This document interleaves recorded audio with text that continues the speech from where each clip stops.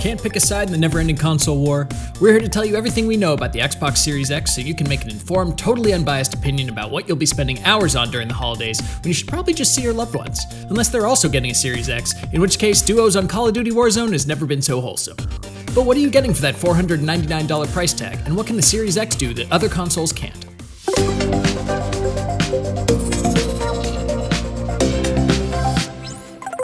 This video is presented by Verizon. Need a break from that boss battle against a hulking monster who's killed you so many times it feels personal? Microsoft's newest feature lets players suspend multiple games at once. And thankfully, when you resume your session, you're not forced to sit through all those load screens again. Yes, it's like a glorified pause button, but Quick Resume can let you cycle through different games and go back to them whenever you like. Although suspending 4 or more games begins to put the Series X under strain, and it'll close the first game that was paused, so feel free to multitask, but not too much. Also, don't try using Quick Resume when playing online. It'll just pull you out of the game. That'll ruin a team deathmatch, that's for sure.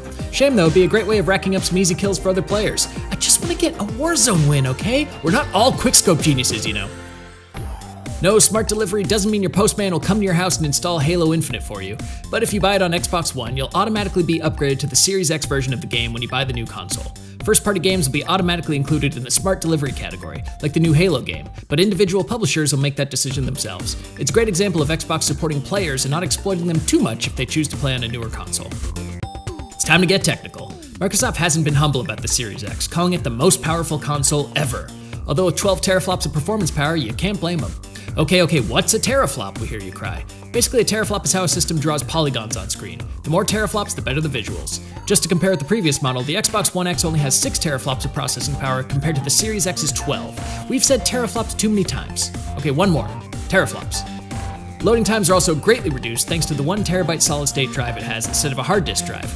SSD versus HDD? No competition there, really. Throw in an 8-core GPU speeding along at 3.8 GHz, and this thing's faster than the Ferrari 599 XX Evolution in Forza Horizon 4.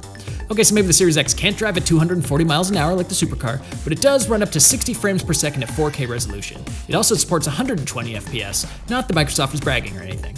And yes, it even has ray tracing. Again, what's ray tracing and why should you care? Well, it's a way of rendering light and shadows in a realistic, lifelike way. Basically, when you're playing Assassin's Creed Valhalla, ray tracing will make it look like you really are a Viking murdering people in the street. How wholesome. But what about the screams of your victims, you might ask? Well, the spatial sound of the Series X delivers better 3D audio, which will help players feel immersed in whatever world they're exploring. And when it comes to the actual noise made by the console itself, it barely emits any sound at all. Sure, it's a little louder when playing games, but then it's drowned out by whatever action's unfolding on screen, so players won't notice it. So don't worry, it won't sound like a jet engine getting ready for takeoff in your bedroom. It's no secret that the latest games are getting more expensive year by year.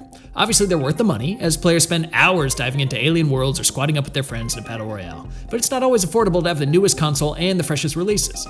Once again, Microsoft is clearly dedicated to supporting all players thanks to the Game Pass, which is only going to be more worthwhile on the Series X. For a pretty low monthly price, players get access to a library of titles ready to play.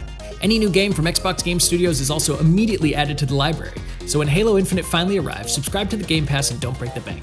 Plus, if you fancy playing some old favorites, the pass includes plenty of classic titles from over the years.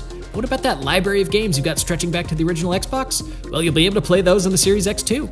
Director Jason Ronald revealed in a blog post that players will be able to jump back into thousands of older titles. Now excuse me while I go dig out Star Wars Battlefront 2 from when I was a kid.